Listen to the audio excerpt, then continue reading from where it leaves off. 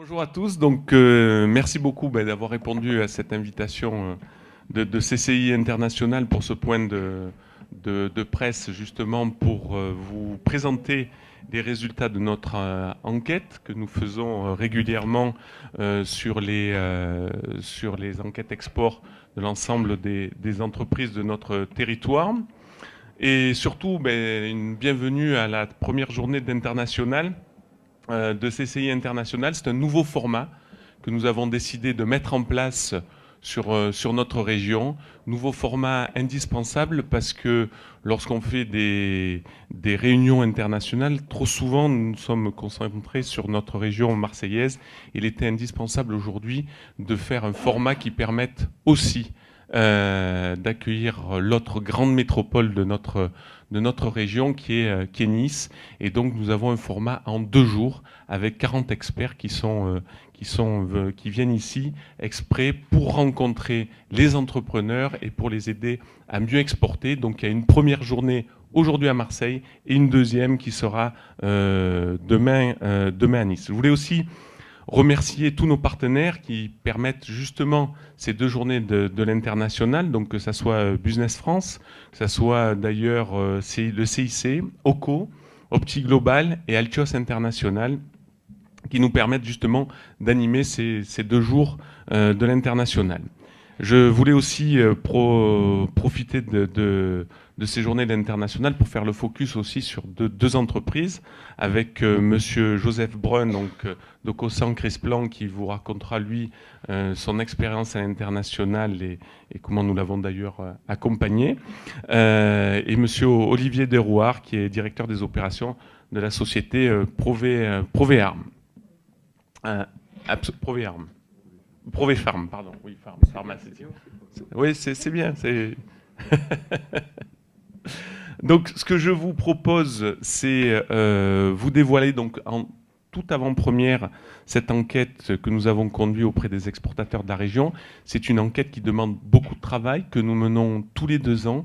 C'est une enquête qui est extrêmement importante parce que nous la menons sur tout le territoire régional auprès de 1200 exportateurs et 1200 entreprises sur à peu près, on va dire, 8000 entreprises sur notre région et à peu près 5000 qui exportent régulièrement tout au long de l'année. Ça veut dire que l'échantillon qui est pris est extrêmement important et donc représente parfaitement bien les besoins de nos entreprises. C'est une enquête aussi qui nous permet clairement, CCI International et beaucoup d'autres acteurs autour de nous, d'identifier les programmes nécessaires pour un meilleur accompagnement de nos entreprises sur les 2 prochaines années et construire les programmes soit de mission, et donc orienter nos missions dans les bons pays où souhaitent aller nos entrepreneurs, et puis aussi bien identifier les besoins d'accompagnement spécifiques que nous avons, que les entreprises ont besoin. Je voulais aussi dire que pour la première fois, et nous avons intégré sur cette enquête régionale, les entreprises à fort potentiel. Vous savez que les entreprises à fort potentiel, c'est le grand focus national et régional. C'est celles qui nous permettent d'identifier les fameuses licornes, comme disent les Américains. Et donc, ces entreprises à fort potentiel, elles sont... j'espère que j'en ai 2 autour de moi. Sont 2 entreprises ce sont des entreprises qui vont permettre justement de faire plus d'embauches et de créer plus d'emplois sur nos territoires et sur notre région. Je voulais aussi profiter des résultats pour vous dire que finalement nos entreprises exportatrices, c'est malheureusement assez simple sur notre territoire et sur notre région. Vous avez 2 tiers encore et toujours des entreprises exportatrices qui se situent dans les Bouches-du-Rhône et les Alpes-Maritimes, et le reste était éparpillé entre guillemets sur les autres territoires de notre région. Il y a 13% de nos entreprises qui aujourd'hui ont une véritable implantation à l'étranger, et ce qui est beaucoup plus inquiétant bien évidemment pour nous, c'est que 60% de nos entreprises ont moins de 10 salariés. C'est dire la fragilité aujourd'hui de notre région dans ce domaine-là, et fragilité qu'il faut bien évidemment effacer petit à petit en contribuant justement à accompagner ces personnes. C'est pas parce qu'elles sont petites qu'elles ne peuvent pas faire d'international. Pendant trop d'années, on a dit vous êtes trop petits, vous pouvez pas aller à l'international. Ce n'est pas vrai. Des PME, grâce justement à la digitalisation de notre monde, permettent et peuvent exporter beaucoup plus facilement dans le monde entier. Alors les filières qui concentrent à peu près la moitié des exportateurs, elles se regroupent en trois grandes filières. Les services à l'industrie et l'industrie, hein, le BTP et l'agroalimentaire. On reste une région agroalimentaire. Faut pas l'oublier, c'est un pays où il n'y a pas que le vin d'ailleurs, mais il y a beaucoup d'entreprises autour du vin et pas des moindres, puisque des célèbres d'ailleurs sont sur le territoire de Pertuis avec des dimensions véritablement mondiales. Ce qui est intéressant aussi sur les exportateurs de la région, c'est qu'on parlait des fameuses 8000 entreprises. Je vous disais qu'il y en avait à peu près 5000. C'est effectivement 60%, entre 50 et 60% qui ont une vraie activité régulière à l'international. Il faudrait bien évidemment qu'on ait ces 80%. C'est 100% à l'international, c'est-à-dire c'est 8000 entreprises exportatrices, parce que c'est là où on va aller gagner des parts de marché, c'est là où la notoriété de notre région et de notre nation va pouvoir bien évidemment s'épanouir. Alors, ces entreprises qui sont régulières à l'international sont essentiellement issues des trois filières précédentes dont nous parlions sur l'industrie, le BTP et l'agroalimentaire, et s'orientent essentiellement sur les marchés européens. On retrouve toujours dans nos exportations l'Allemagne, l'Italie, l'Espagne, qui sont les pivots de notre exportation autour de la France, et une partie maintenant aux US qui est de plus en plus importante. On voit que d'ailleurs la demande de nos exportateurs s'oriente essentiellement sur deux grands pays, finalement, les États-Unis et la Chine. Alors les zones et les pays des entreprises régionales, je vous disais que les trois grands partenaires étaient européens. Effectivement, on retrouvait ces trois grands pays européens, mais c'est 65% aujourd'hui de nos exportations qui vont vers la communauté européenne, avec ce trio de tête des pays clients des entreprises régionales, que ce soit l'Allemagne, l'Italie et l'Espagne. Alors, ce qui est à noter par rapport à l'enquête précédente, parce que maintenant qu'on a un historique, maintenant que nous faisons régulièrement ces enquêtes régionales, c'est que l'Allemagne devient clairement le pays le plus cité en termes d'entreprises exportatrices. Aujourd'hui, elle représente 24% des citations, c'est-à-dire un quart des gens vont vers l'Allemagne, et elle était... alors qu'elle était aujourd'hui et précédemment en 2014 qu'au 3e rang des entreprises citées, elle devient la plus citée. Alors parmi les zones de prospection, parce que ça aussi c'est zones de prospection, bon, on retrouve bien sûr l'euro, 30% des exportateurs veulent y développer leur part, mais l'Amérique du Nord est au 2e rang des prospections aujourd'hui, 22% en 2016. On a cité 2 fois plus l'Amérique du Nord que sur notre enquête précédente. C'est très intéressant de comparer.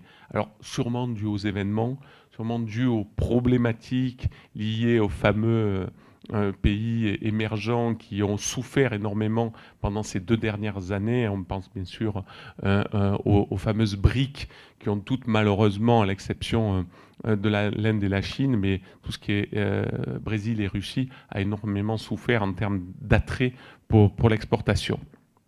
On retrouve l'Asie du Sud-Est qui a été nommée qui est à 21% et qui est 3 fois plus citée qu'en 2014. Donc une vraie volonté de nos entreprises d'aller vers l'Asie du Sud-Est.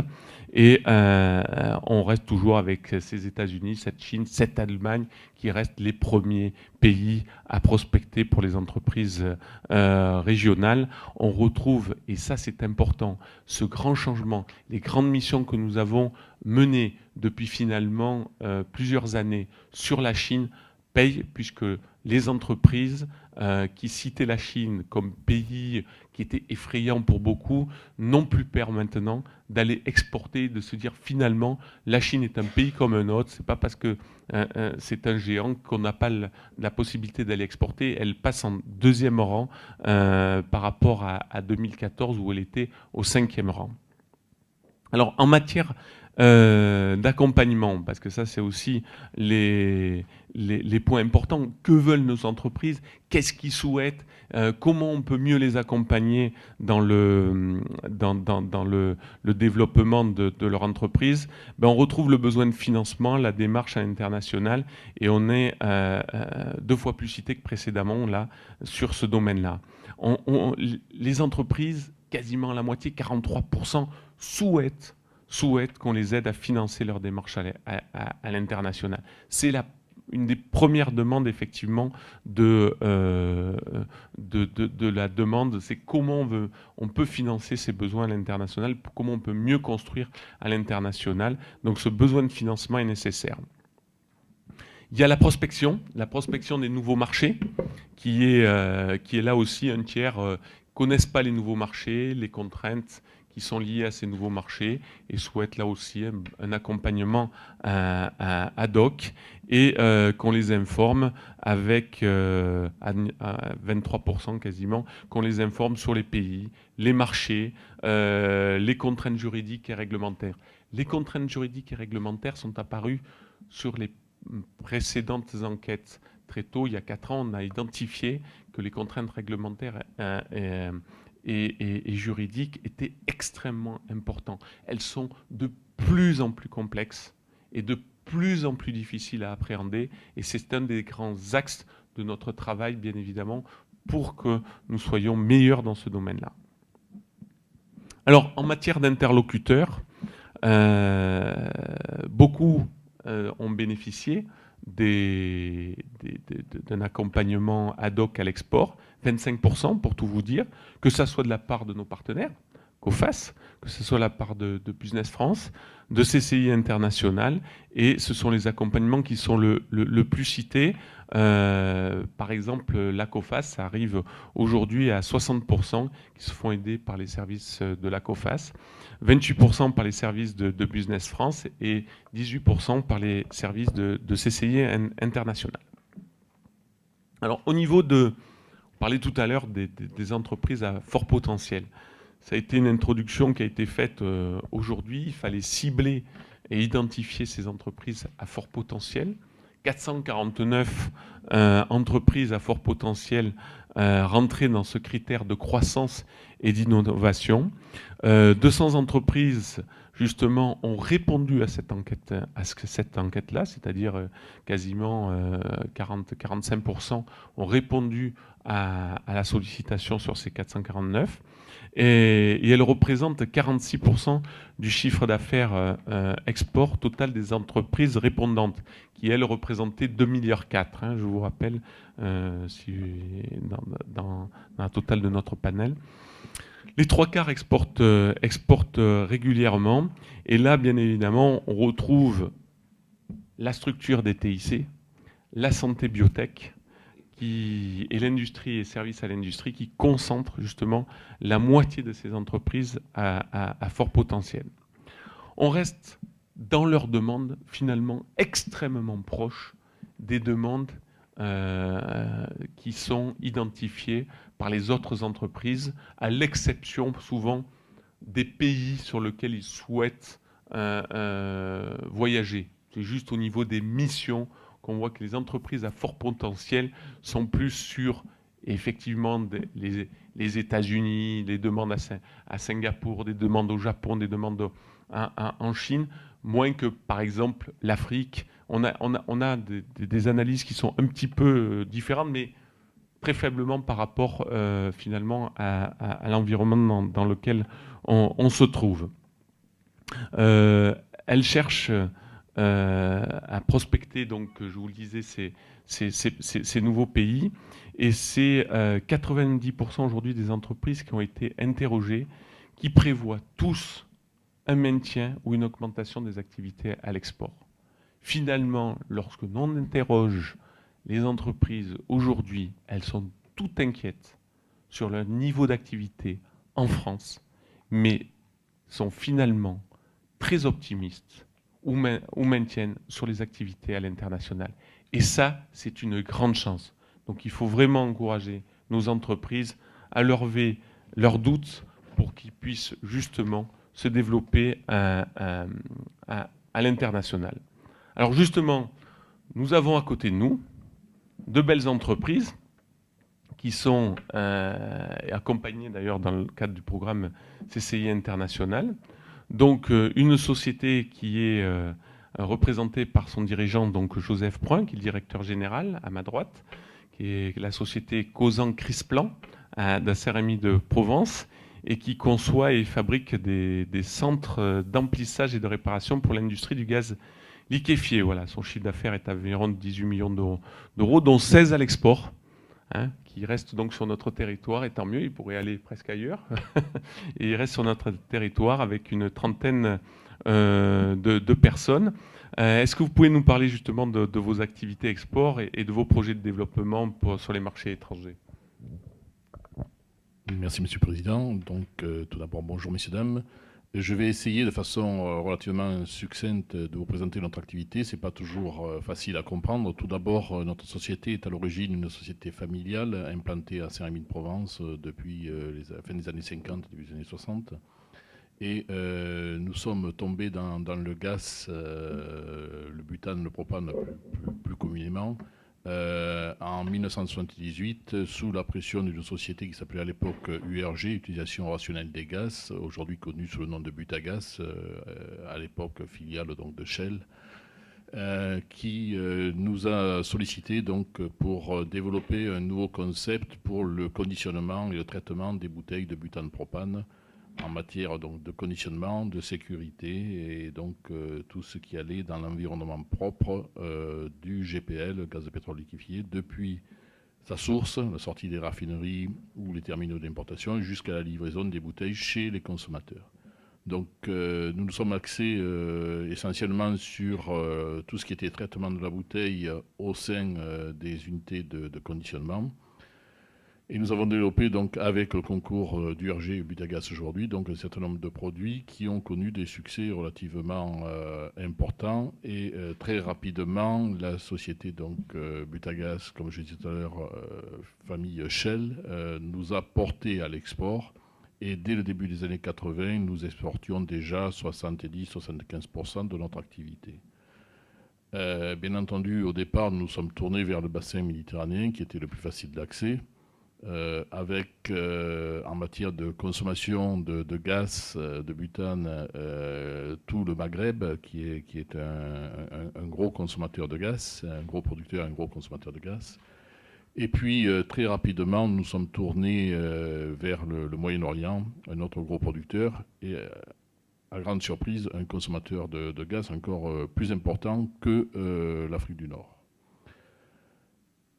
Suite à cela, nous avons donc regardé le reste du monde et nous avons petit à petit pénétré l'Amérique du Sud, l'Asie du Sud-Est, puis la Chine et puis l'Amérique du Nord. L'Amérique du Nord, on a eu un frein pendant très longtemps parce qu'on avait un problème de liability qui est toujours difficile à couvrir. Et depuis la fin des années 90, on a pu convaincre nos clients potentiels américains d'abandonner ces clauses. Donc nous travaillons aux États-Unis sans ces clauses de liability qui nous facilitent bien la vie. Au niveau donc, de nos réalisations dans les divers pays, nous avons pu rencontrer comme donneurs d'ordre des sociétés nationales qui sont souvent des sociétés étatiques, dépendantes directement des ministères du pétrole, essentiellement, ou de l'énergie, mais aussi les grandes sociétés pétrolières telles que Shell, SHV, etc., qui sont présentes dans beaucoup de pays, mais pas dans tous. Certains pays, par exemple, si je prends un pays proche comme l'Algérie, c'est un monopole. Il y a quelques petits privés nationaux, mais sinon c'est un monopole d'État. C'est également le cas au Moyen-Orient, en Arabie Saoudite, et au Koweït, au Qatar, où se situe quand même la majorité de notre chiffre d'affaires. Aujourd'hui, nous sommes présents dans plus de 120 pays. Nous avons, comme vous signaliez tout à l'heure, un chiffre d'affaires, lorsqu'on a fait l'enquête, de 18 millions d'euros. Nous venons d'acquérir au mois de juin notre concurrent. Nous étions 3 sur le marché, un Danois et 2 Français. Nous venons d'acquérir notre deuxième concurrent français. Et de ce fait, nous allons porter notre chiffre d'affaires à 45 millions. Donc ça nous fait une grosse progression. Alors ça ne nous permet pas d'augmenter le nombre de pays parce que nous étions concurrents sur les mêmes pays et les mêmes clients. Et ça nous permet surtout d'aborder le futur plus sereinement. Dans nos activités donc, de construction d'usines pour le conditionnement du GPL, nous avons débordé de plus en plus en amont et en aval, depuis le sourcing du produit jusqu'à la distribution des bouteilles avec les distributeurs automatiques de bouteilles, par exemple, que vous trouvez dans les grandes surfaces aujourd'hui. Au niveau du sourcing, nous avons construit des terminaux d'importation, par exemple, pour les pays qui ne disposent pas de raffinerie, ce qui existe beaucoup en Afrique. Et nous avons, comme je disais tout à l'heure, une forte implantation sur l'Afrique du Nord et le Moyen-Orient, qui représentent bon an mal an 35-40% de notre chiffre d'affaires. Et nous avons comme objectif de développer fortement notre activité, non plus en Europe, parce que l'Europe, malheureusement, la consommation de gaz baisse depuis une quinzaine d'années de façon astronomique. C'est entre 8 et 10% par an. Donc on ferme des usines en France. Donc pour nous, la vision du futur, c'est l'Afrique. L'Afrique, pourquoi? Parce que l'Afrique aujourd'hui, pour la cuisine essentiellement, utilise le bois de chauffe, utilise le charbon de bois et encore pire, le kérosène. Alors des pays comme le Nigeria par exemple subventionnent le kérosène. On est en train de travailler notamment avec l'OMS sur les conséquences néfastes sur l'être humain. Et on est en train de mettre en avant toute une campagne d'utilisation de l'énergie entre guillemets propre, que seraient le butane et le propane, donc qui est une énergie propre et transportable puisque les bouteilles peuvent être transportées. Bon, il faut changer, bien entendu, toute l'approche des populations. Il n'y a pas que le fait de livrer des bouteilles de gaz, il y a tout ce qui va autour, tout l'environnement, et assurer donc une certaine continuité. Bon, notre objectif aujourd'hui, donc, c'est de nous étendre sur l'Afrique. Pour faire le lien avec CCI International, nous avons à plusieurs occasions, essentiellement depuis 2012-2013, regardé avec un grand intérêt tout ce qui était portage. Bon, étant nous-mêmes présents dans beaucoup de pays, il nous paraissait important d'accompagner les sociétés de notre région qui souhaitaient aller vers l'export, de les accompagner mais aussi de les conseiller. Mais en faisant cet exercice, on s'est aperçu qu'en fait, dans certains cas, les rôles pouvaient même s'inverser. Et encore mieux, on pouvait être très complémentaires. Je parlais donc de l'Afrique. Par exemple, sur l'Afrique, on a une expérience qui s'est traduite par un grand succès. On a développé un concept d'unité mobile de conditionnement qui nous permet, c'est du système plug and play, on s'implante dans un pays en moins d'1 mois. Et on a développé ce concept grâce à une société que nous étions en train de porter sur l'export, qui est basée à Miramas. Et nous avons développé donc des containers. Cette société était spécialisée dans l'aménagement de containers. Nous avons donc mis nos équipements dans ces containers. Et ensemble, nous avons donc réussi à fournir des unités en Côte d'Ivoire, au Burkina Faso, au Zimbabwe, chose que nous n'aurions pas pu faire tout seul. Donc, comme quoi, le portage peut aussi aider le porteur. Et dans toutes ces expériences qui sont multiples, nous avons depuis en matière de portage rencontré une dizaine de sociétés. On s'est chaque fois rendu compte que quelque part, il y avait quelque chose de complémentaire qu'on pouvait apporter à nos clients, auquel on ne pensait même pas. On avait une société de proximité qui faisait par exemple des dates de protection pour les tuyauteries, Nous avons dans nos installations beaucoup de tuyauterie, on ne les avait jamais protégées si ce n'est par des dalles béton.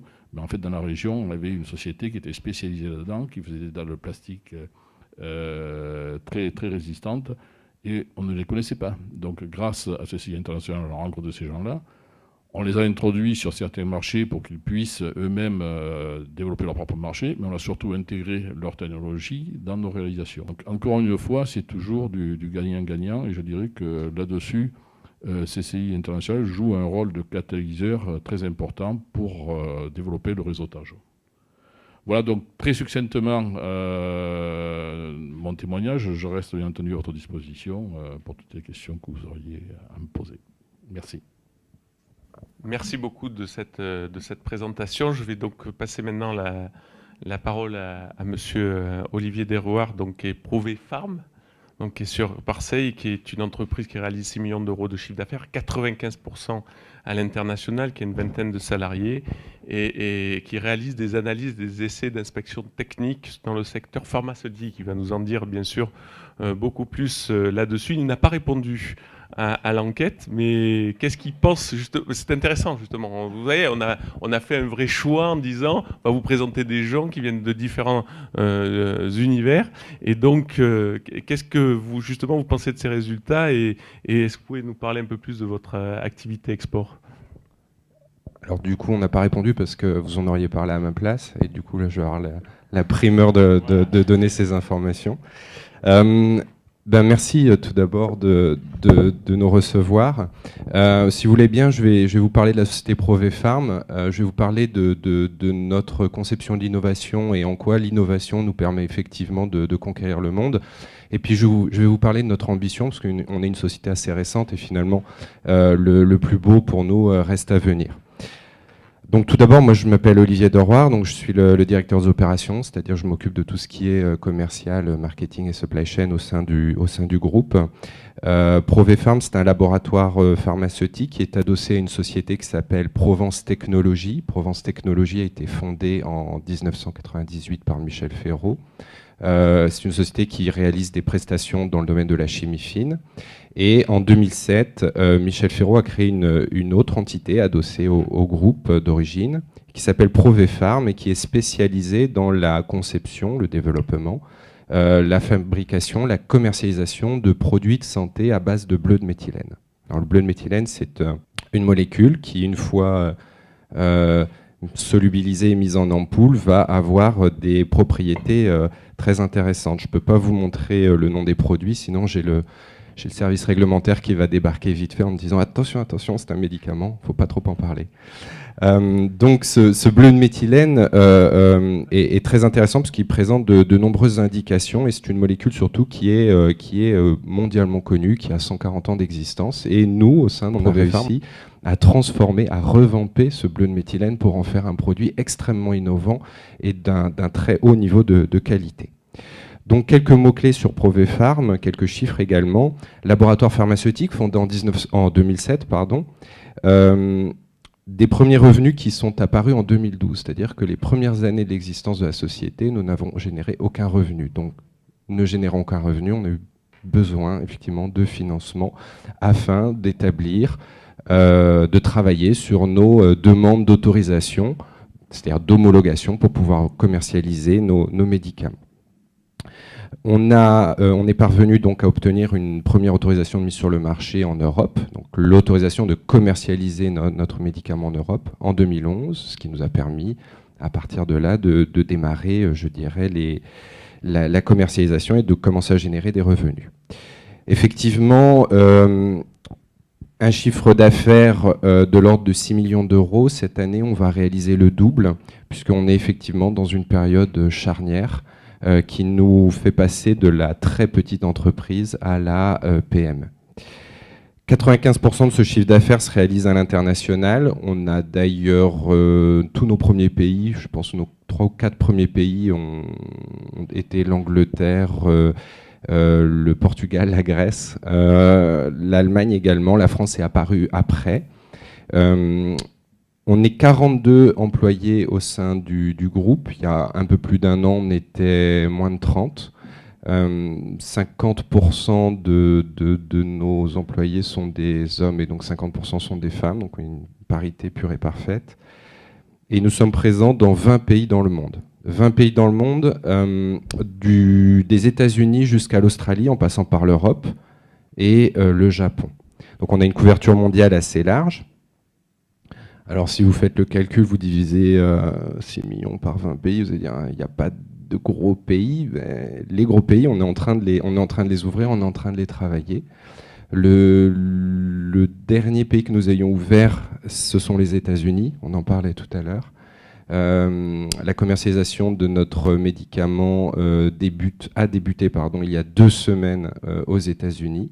Et donc on a de très grosses attentes sur les États-Unis, mais on est également à considérer très fortement des pays qui peuvent présenter un potentiel moins important qu'un marché tel que les États-Unis. C'est ce qui nous fait nous tourner vers l'Europe de l'Est également. Et puis évidemment vers nos voisins. Et on va ouvrir dans moins d'un mois maintenant nos opérations sur l'Italie. Alors en quoi notre gamme est innovante et en quoi surtout cette innovation elle nous permet de conquérir le monde. Je vous ai parlé du bleu de méthylène, je ne suis pas chimiste ni pharmacien de formation, donc je ne vais pas vous faire un cours magistral sur ce qu'est la molécule de bleu de méthylène. Il faut juste savoir que c'est une très très vieille molécule qui a beaucoup d'applications dans le domaine de la santé et en dehors du domaine de la santé.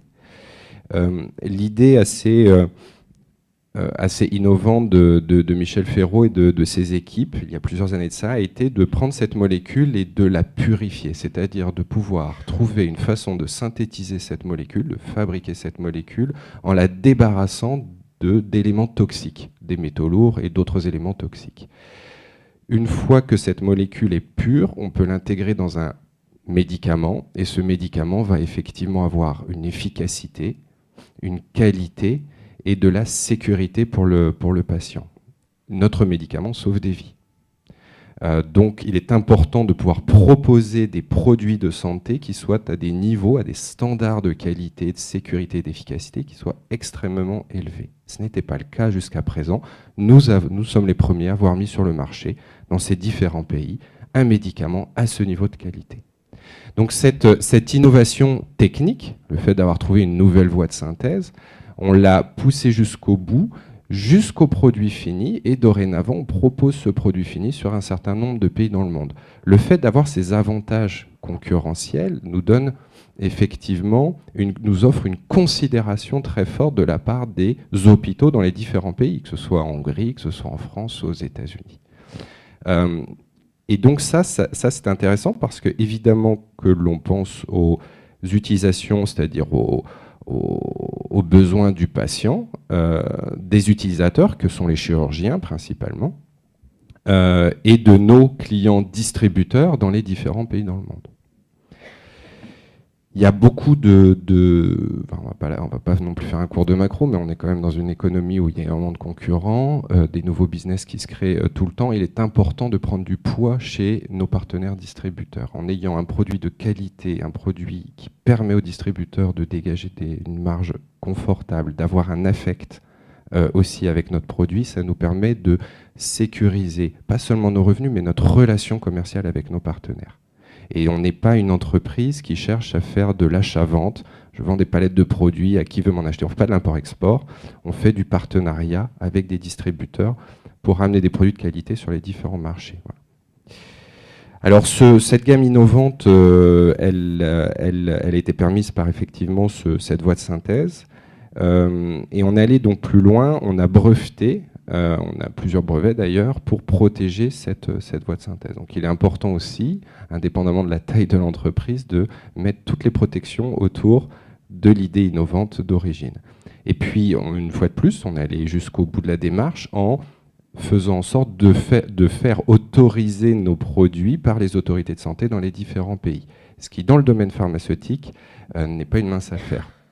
Juste pour vous donner une idée, les États-Unis, c'est plus de 4 ans pour obtenir l'autorisation de commercialiser ce produit. Un produit qui existe depuis des dizaines et des dizaines d'années sur le marché américain. La FDA, qui est l'agence de santé américaine, nous a fait travailler pendant 4 ans pour obtenir cette autorisation. Alors notre ambition dans les années à venir, elle est de continuer à ouvrir de nouveaux pays, 2 à 3 nouveaux pays par an.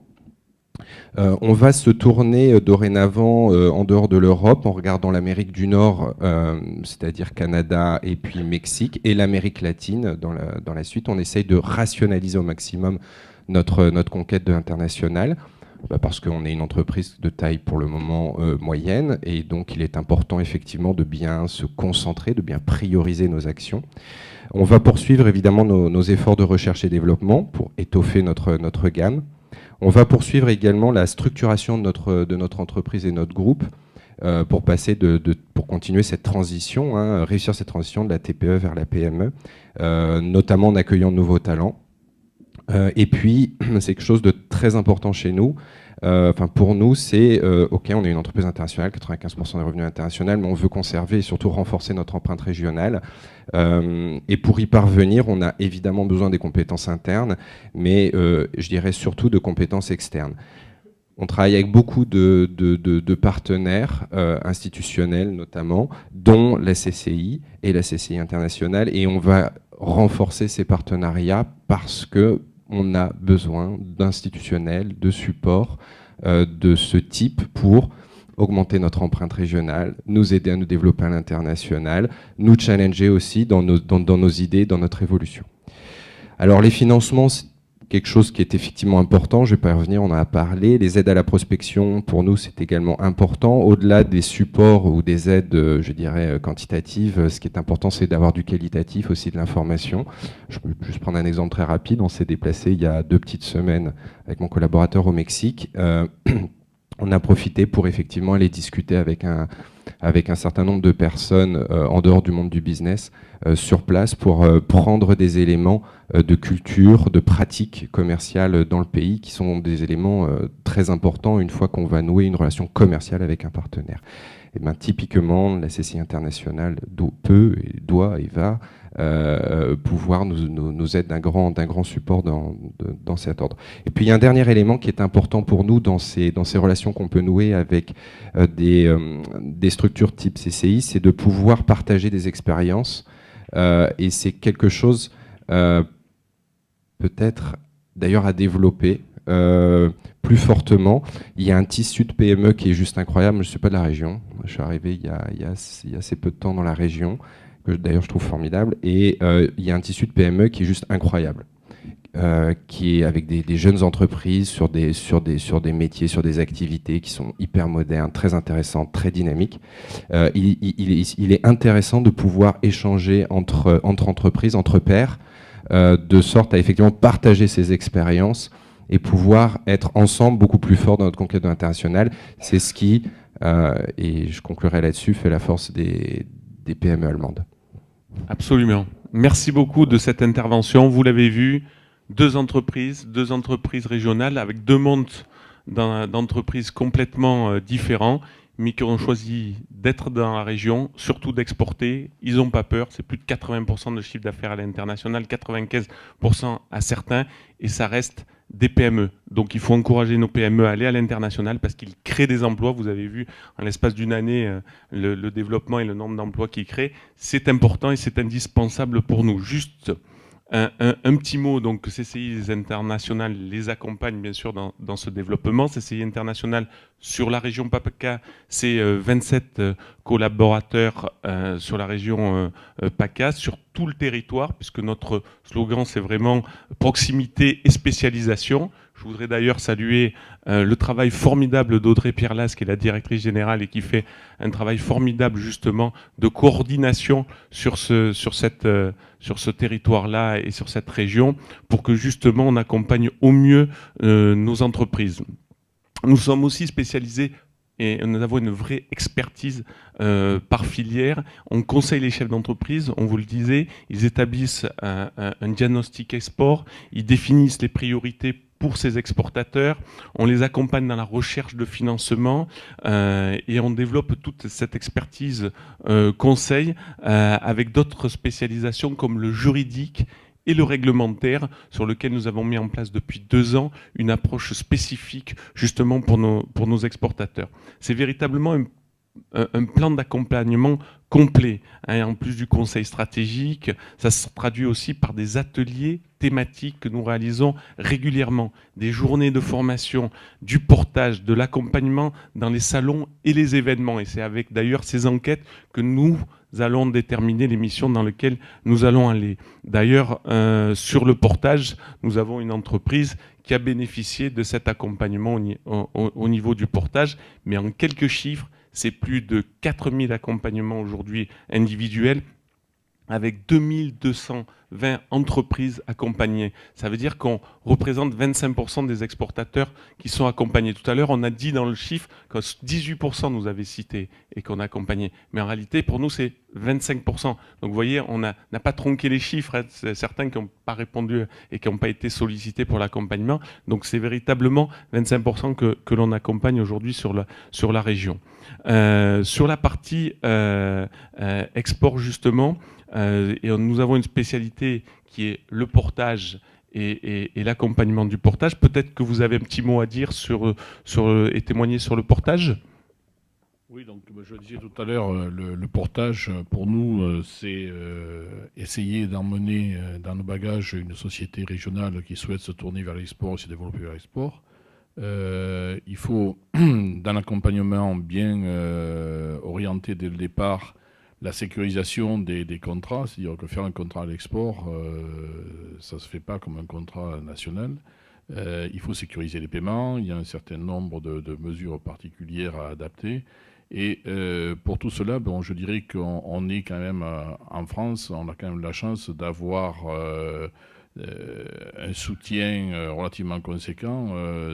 Par exemple, bon, on citait tout à l'heure Business France, COFAS, mais il y a aussi tout le réseau des banques qui fait qu'on a quand même, en plus de ce que nous apporte CCI International, d'autres moyens de nous aider. Et il est important dans le portage de bien mettre l'accent non pas que sur le produit que l'on souhaite vendre, mais la façon dont on veut vendre. Et ça, c'est très très important à mon sens. Alors en conclusion, juste pour vous dire aussi que dans les grandes dates à venir, nous avons aussi un accompagnement des entreprises et nous organisons des salons et des opérations à l'étranger. Donc dans les grandes dates à retenir, il y a Alger Industrie, c'est du 3 au 6 octobre. À Alger, il y aura 16 entreprises qui seront accompagnées. Jean-Pierre Bonneau ira sûrement, qui est un spécialiste de l'Algérie. Vous avez Assimé Saoud Expo qui sera tenu du 15 au 17 novembre. Nous avons 20 entreprises qui sont attendues de la région. Une mission d'affaires au Japon, ça faisait partie des pays fléchés précédemment dans les enquêtes. 5 au 9 décembre, donc nous accompagnerons une dizaine d'entreprises. Et le sommet africain des technologies, de l'industrie et de l'énergie, qui est en janvier 2017, avec plus d'une vingtaine d'entreprises qui seront accompagnées. Le CES Las Vegas sera aussi le grand rendez-vous mondial des nouvelles technologies et nous devions de les accompagner et nous accompagnons d'ailleurs la French Tech régionale et organisons donc ce voyage. Et là, on attend plus d'une quinzaine d'entreprises pour ce grand rendez-vous annuel des nouvelles technologies.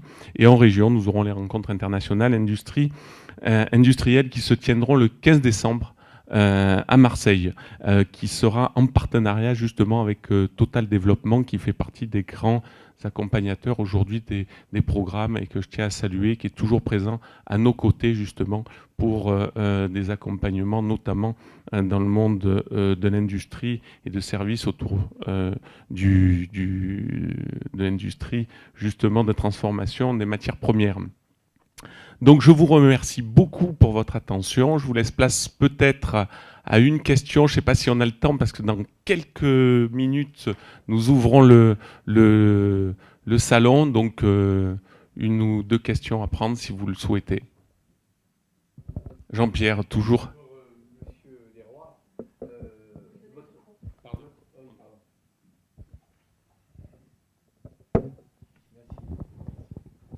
pour Olivier Desrois, donc, votre molécule est un produit fini ou elle rentre dans la composition d'autres médicaments?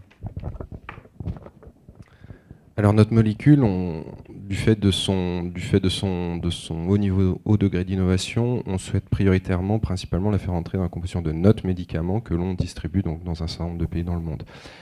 Par ailleurs, on a noué quelques collaborations avec d'autres sociétés pharmaceutiques qui consistent effectivement à leur fournir notre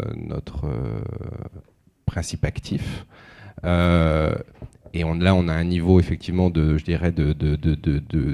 contribution, de partenariat, de protection de rémunération qui est assez particulier. On privilégie notre business model, c'est essentiellement tourné vers notre produit fini, qui est à notre marque, à notre nom, mais on développe effectivement d'autres activités plutôt business to business, avec un modèle qui est un petit peu différent parce qu'il nécessite beaucoup plus de protection. Merci. Juste, n'oubliez pas, un numéro de téléphone, c'est le 0810 19 20 21, c'est le numéro des exportateurs, et on sera là pour vous renseigner, c'est fait en partenariat. Bien évidemment, n'hésitez pas à le mettre, à leur répéter dans la communication de presse. Ils ont vraiment un guichet unique de l'export avec une quarantaine de partenaires qui ont rempli les fiches et qui auront une réponse qualifiée, justement, de la part de ce guichet de l'export.